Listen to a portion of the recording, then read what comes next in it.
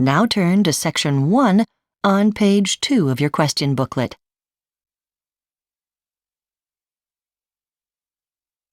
Section 1. You will hear a brother and sister talking on the phone about arrangements for their father's 80th birthday party. First, you have some time to look at questions 1 to 6 on page 2.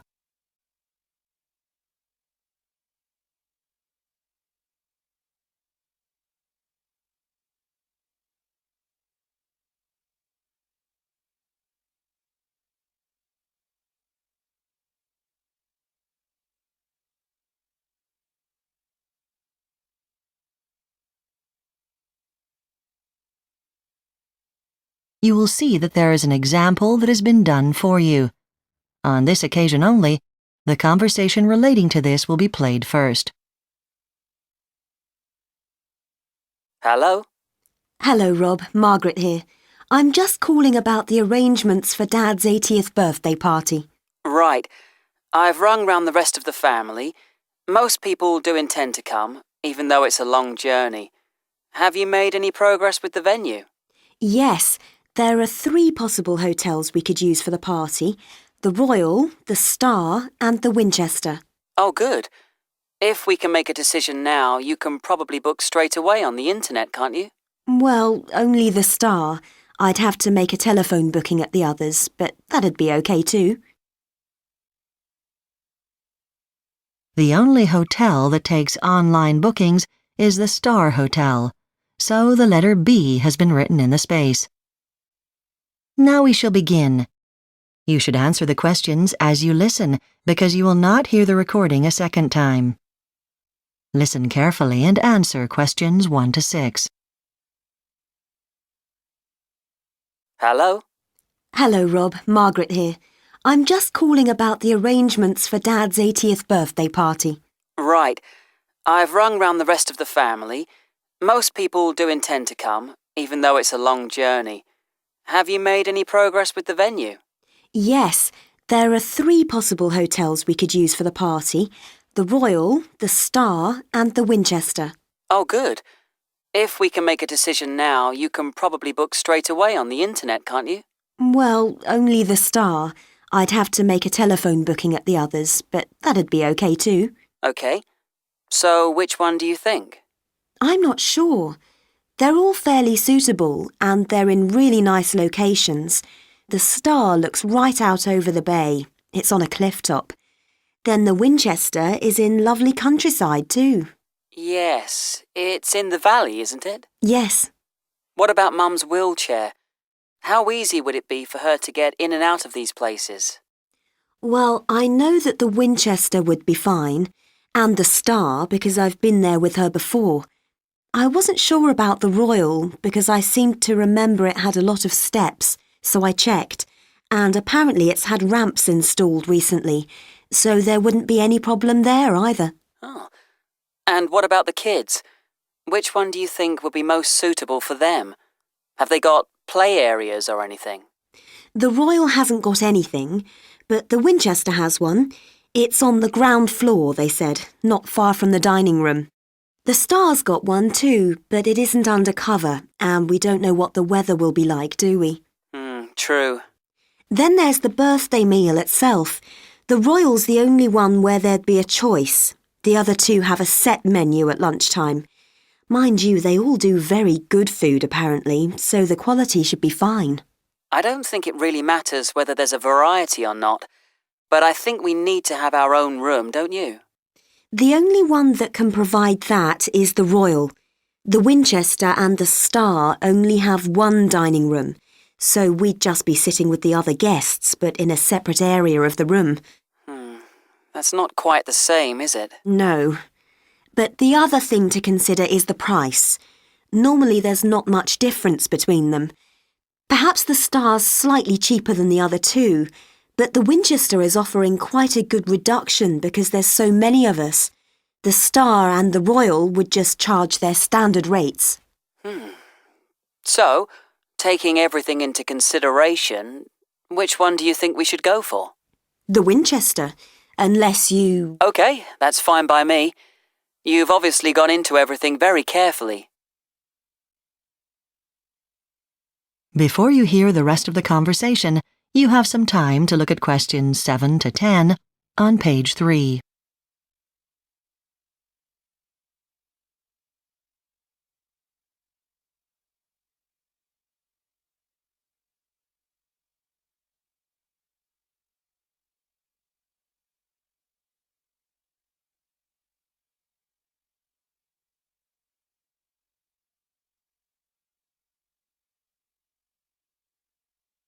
Now listen and answer questions 7 to 10.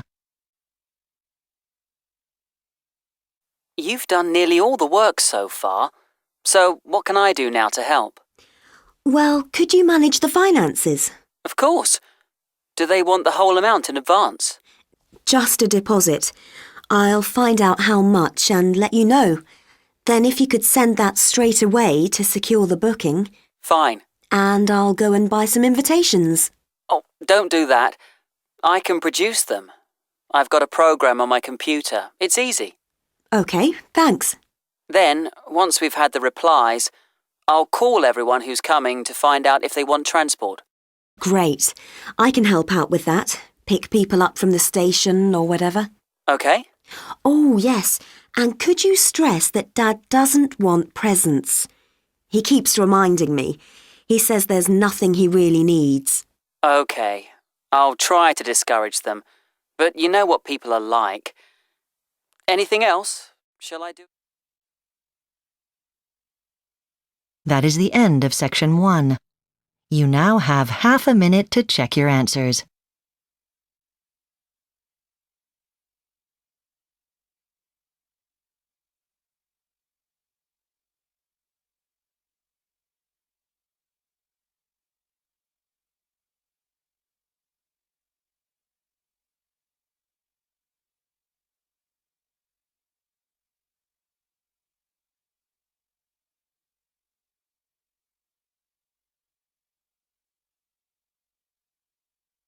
Now turn to section 2 on page 4.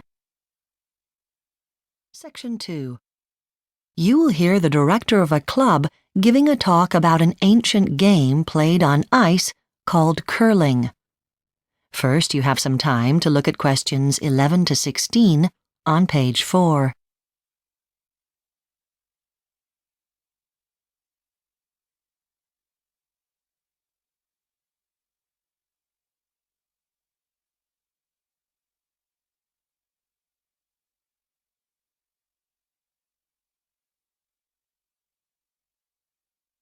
Now listen carefully and answer questions 11 to 16.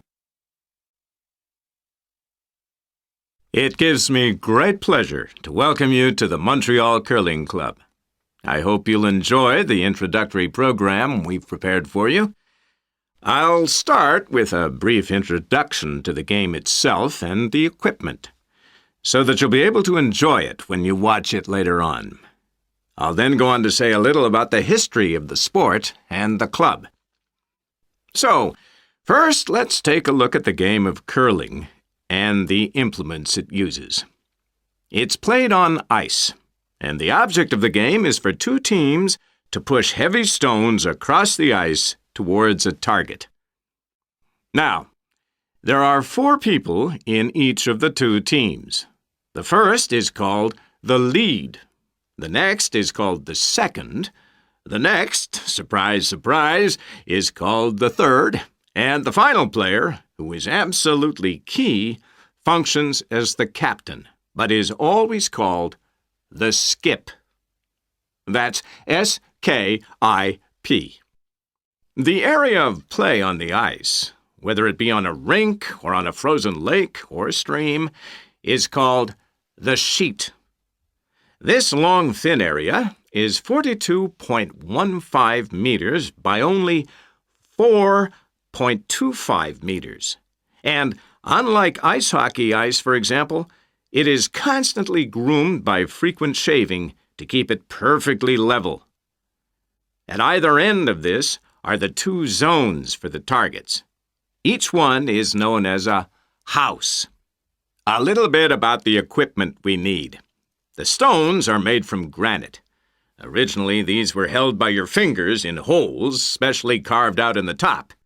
But then it was decided to add a handle to get a better grip. The other distinctive implement is the brush, or broom. This is used for two purposes: to clean the ice, of course, but more crucially, to warm it. This melts the ice slightly and lessens the friction, so you get a smoother slide. Curling is not an expensive sport. You don't buy your own stones. In fact, it is illegal to play in a match with your own stones, but you can use your own brush. There are two main types: Scottish and Canadian. The former are normally made out of horsehair, and the latter, which are now more frequently used, are made of synthetic materials, and they don't leave as many threads on the ice. Now, apart from stones and brushes, the only other piece of equipment you would need as a beginner is a rubber sole on one of your shoes, depending on which shoe you lead from. The captain will often carry a stopwatch to gauge when the ice needs to be changed. All equipment and clothing can be bought in the club shop. Before you hear the rest of the talk, you have some time to look at questions 17 to 20 on page 4.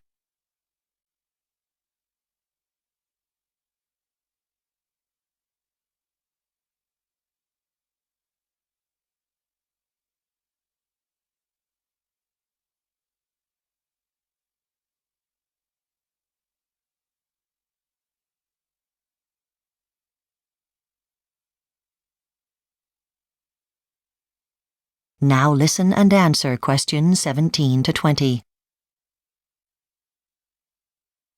A quick word about Montreal Curling Club.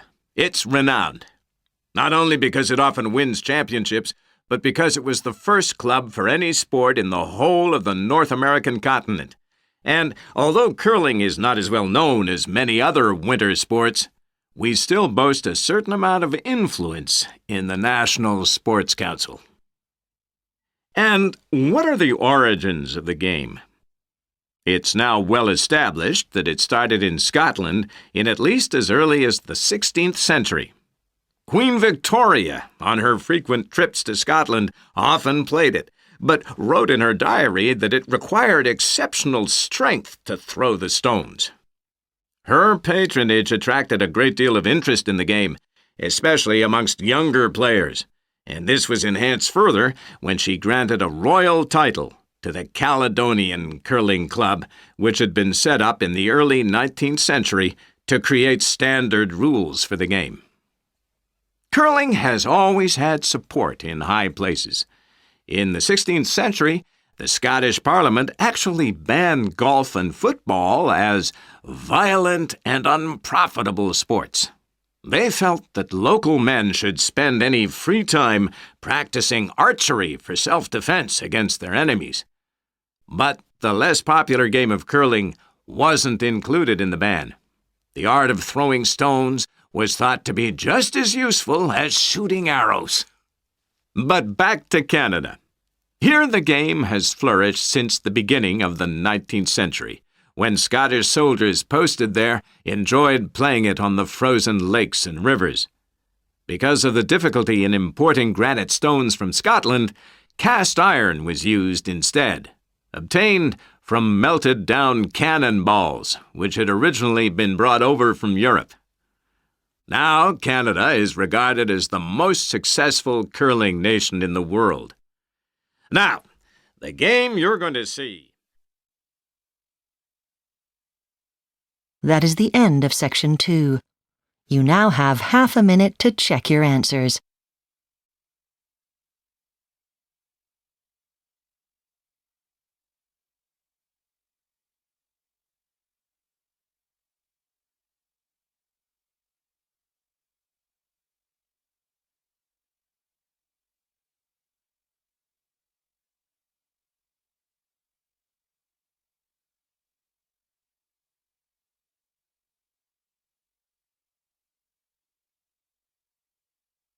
Now turn to section 3 on page 5. Section 3. You will hear two students called Josh and Emily discussing an assignment on applying scientific techniques to art. First, you have some time to look at questions 21 to 24 on page 5.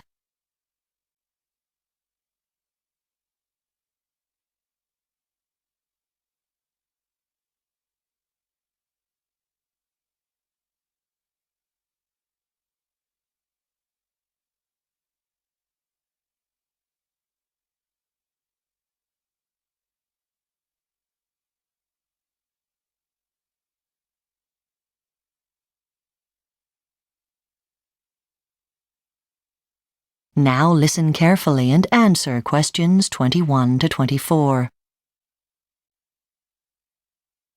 Hi, Emily. Hi, Josh. Are you ready to work on the assignment? Yeah. Now, we need to describe how modern scientific techniques are being used in the field of art history. Right. And Dr. Abbott suggested that we choose some famous cases to illustrate the argument. Okay, so what have you found? Well, there's a Canadian forensic scientist called Biro. Yes, I think I've heard of him. What do you know about him? Well, I'm a big fan of Jackson Pollock. The modern American artist. Mm. Didn't he paint those really huge abstract paintings? That's him. I guess it would be pretty easy to fake one of those paintings. No way, Emily. I know a lot of people think that even a child could paint one. To the untrained eye, they might look simple, but they're incredibly intricate works of art. Well, sorry, but I really can't agree with you. Anyway, what did Biro find out? Well, Biro worked on a case where a client asked him to prove that a painting she bought for only $5 was an authentic Jackson Pollock. So was it a fake? Well, Biro found evidence to show it was a genuine Pollock, but the art world didn't accept his findings. Why? Well, one critic said that compared to other Pollocks, the white and yellow lines on the painting were too straight. Come on, Josh. That doesn't seem that convincing. No, you're right. It is a bit weak. But the strongest argument was that there were no records of previous owners. For the painting to be authentic, you really should be able to trace the painting all the way back to the artist's studio.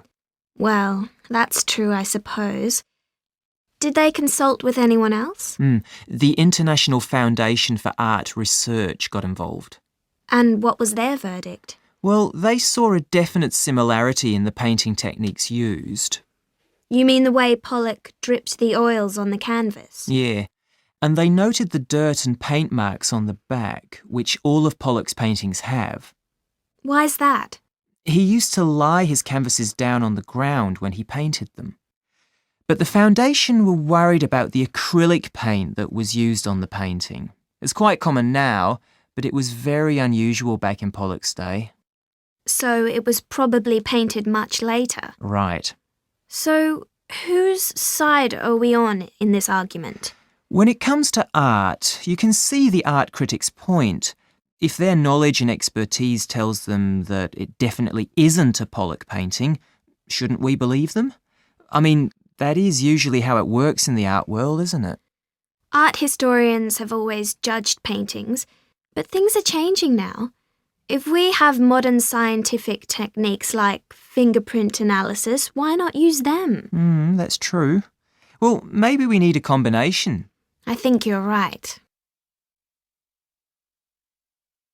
Before you hear the rest of the discussion, you have some time to look at questions 25 to 30 on page 6.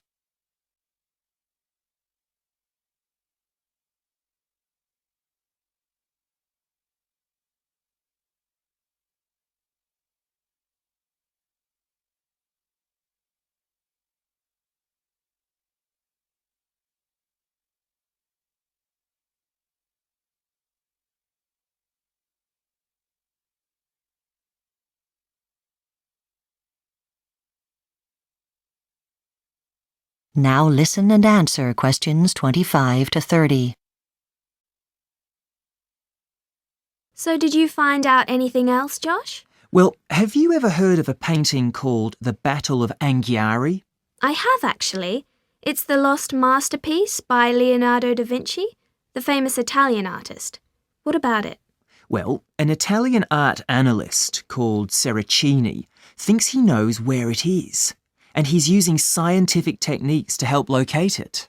How? Well, art historians knew where the painting was last seen. That's right, in the Hall of the 500 in Florence. Right. So, Seracini had a theory that the painting was still there, and he set out to prove it. He used a lot of different technology, like radar and thermographic cameras.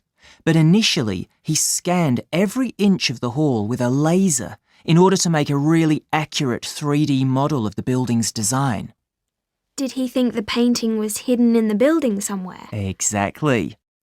Then, to find out what the hall looked like in Leonardo's time, he took pictures of it with a thermographic camera.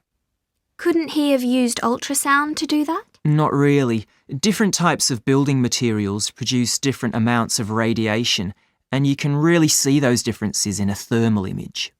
So, brick would look different from wood or glass, for example? Yes. Seracini worked out what the building looked like when it was first built, and what renovations took place after that. He found that 2 large glass windows on the east wall had been removed and filled in by the time Da Vinci started work on his painting, leaving a space big enough for it. But why hasn't the painting been seen for 400 years? To answer that question, Seracini needed to study that wall even more closely. Did he use the thermographic camera again? No, this time he used another kind of technology, radar. And what did that show? It showed there were in fact 2 walls there, an older one and a newer one built in front of it. So does Seracini believe that Da Vinci's painting is on the concealed wall? Yes, on a stone wall concealed by the newer brick wall. So, what's the next stage in the investigation? Well, he isn't allowed to remove any plaster or bricks, so he's now experimenting with a gamma ray camera to try and verify his theory. Well, I think we've got some really strong examples there of how science can help art. Let's see if we can type up an outline. That is the end of section 3. You now have half a minute to check your answers.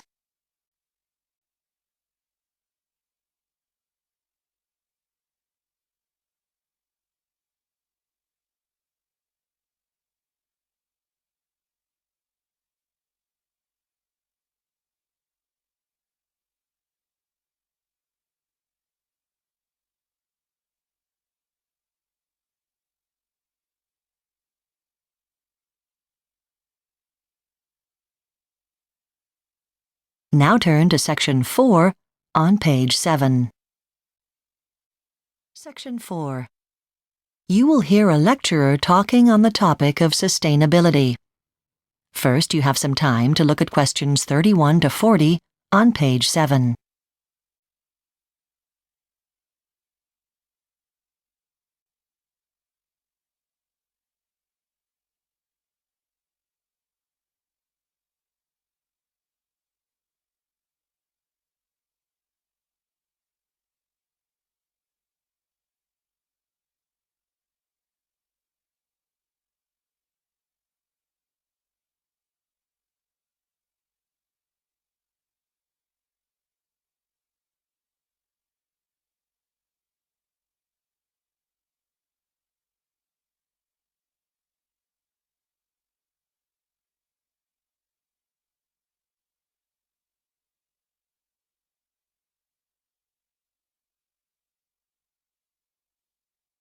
Now listen carefully and answer questions 31 to 40. This week's lecture on a scientific topic of current general interest is on sustainability. The term sustainability is not new. It was first coined in 1987 in a report for the United Nations World Commission on Environment and Development. Since then, however, the term has been applied to everything from cars to agriculture and even economics. My specific focus, in fact, derives from this problem. I want to analyze what seems to me to be the confusion that surrounds sustainability. That UN document defines sustainable development as development that allows both the present and all future generations to meet their needs. Here is the first myth. Sustainability is not simply about the environment, which may come as a surprise to you. In fact, the original definition says nothing about it at all. Sustainability is not about protecting the world around us. The original focus was on finding ways to help poor nations catch up with richer nations, which primarily meant giving them similar rights to natural resources, water, food, energy, the things that many of us take for granted. The consequence and ultimate goal was improving living standards for all.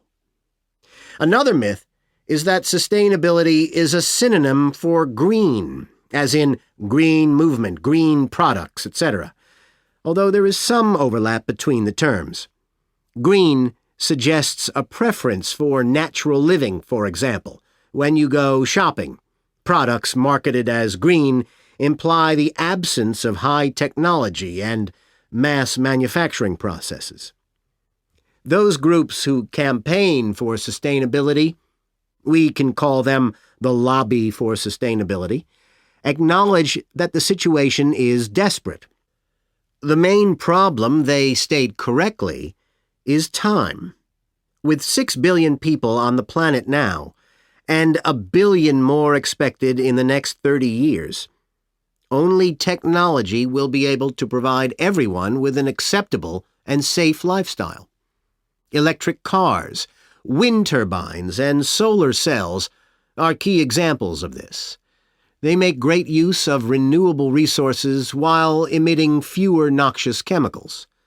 Nuclear power, too, is something the sustainability lobby has come to accept, unlike most greens.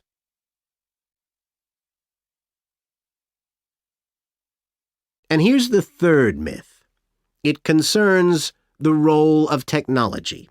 Technology is not rejected as evil, but we should not overemphasize the role of technology either. Take electric cars, for example. Researchers are currently working on plans to electrify the world's car fleet. New technology is currently being developed to make better batteries, giving longer performance. But a better way of thinking is perhaps to have battery stations for drivers to use on roads. When the battery is getting low, they simply swap the old one for a fully charged one. In other words, new business thinking, not new technology, for a sustainable future. There are similarities in agriculture, where knowledge can be more productive than new technology. Agriculture uses up about 3/4 of the world's water. Some crops are very thirsty and require a lot of water. So many farmers who believe in sustainability are now planting crops like sunflowers and wheat instead of corn, which are happy with much less water. In terms of water consumption, one of the biggest problems is that our diet is changing. As countries develop and people become richer, they aspire to a diet with more meat. Now, admittedly, most of the new births that will take our population to over 6 billion are going to be born in countries with largely vegetarian diets. However, most of them will be born in the city, and this is where water consumption is highest. That introduces the topic for next week's lecture, and we will be discussing. That is the end of Section 4.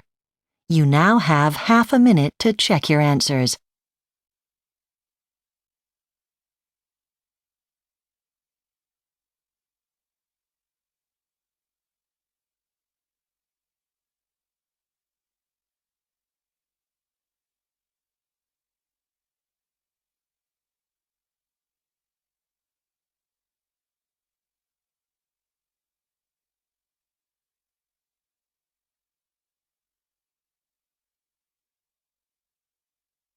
That is the end of the listening test.